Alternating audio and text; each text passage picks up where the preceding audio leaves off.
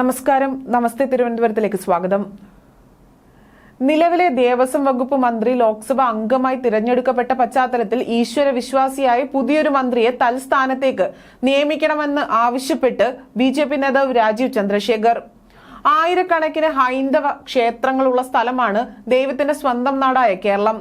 ക്രൈസ്തവർ പള്ളികളിലും മുസ്ലിം സമുദായക്കാർ മുസ്ലിം പള്ളികളിൽ പോലും ലക്ഷക്കണക്കിന് ഹൈന്ദവർ തങ്ങളുടെ വിശ്വാസപ്രകാരം ഈ ക്ഷേത്രങ്ങളിൽ ആരാധന നടത്തുകയും പ്രാർത്ഥിക്കുകയും ചെയ്യുന്നു. എന്നാൽ പള്ളികളും മോസ്കുകളും പോലെയല്ല കേരളത്തിലെ 3048 ഹിന്ദു ക്ഷേത്രങ്ങളുടെ അവസ്ഥ. ഒരു ദേവസ്വം മന്ത്രിയുടെ കീഴിൽ 5 ദേവസ്വം ബോർഡുകളാണ് അവരുടെ ഭരണം കൈയാളുന്നത്.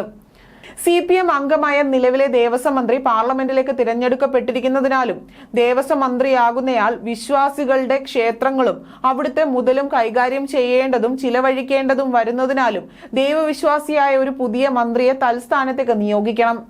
ഈശ്വരവിശ്വാസികൾ പ്രതീക്ഷിക്കുന്നതും അതാണ് എന്നും മുൻ കേന്ദ്രമന്ത്രി പറഞ്ഞു. അതേസമയം ശ്രീ ചിത്തിര തിരുനാൾ ട്രസ്റ്റ് ഏർപ്പെടുത്തിയ ശ്രീ ചിത്തിര തിരുനാൾ നാഷണൽ അവാർഡുകൾ പ്രഖ്യാപിച്ചു. 2022 അവാർഡ് അശ്വതി തിരുനാൾ ഗൗരി ലക്ഷ്മിബായിക്കും 2023 അവാർഡ് വ്യവസായ സംരംഭകനും സാങ്കേതിക വിദഗ്ധനുമായ അതേപോലെ മുൻ കേന്ദ്രമന്ത്രിയായ രാജീവ് ചന്ദ്രശേഖറിനും നൽകും. 23 വൈകിട്ട് തിരുവനന്തപുരം ഹൈസിന്ത് ഹോട്ടലിൽ നടക്കുന്ന ചടങ്ങിൽ കേരള ഹൈക്കോടതി judge justice Devan Ramachandran award ദാനം നിർവഹിക്കും.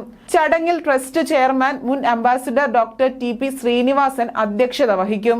CK ഹരീന്ദ്രൻ MLA സംസാരിക്കും. ഡോക്ടർ TP ശ്രീനിവാസൻ എഴുതിയ ഡിപ്ലോമസി ലിബറേറ്റഡ് എന്ന പുസ്തകം ജസ്റ്റിസ് ദേവൻ രാമചന്ദ്രന് നൽകി രാജീവ് ചന്ദ്രശേഖർ പ്രകാശനം ചെയ്യും.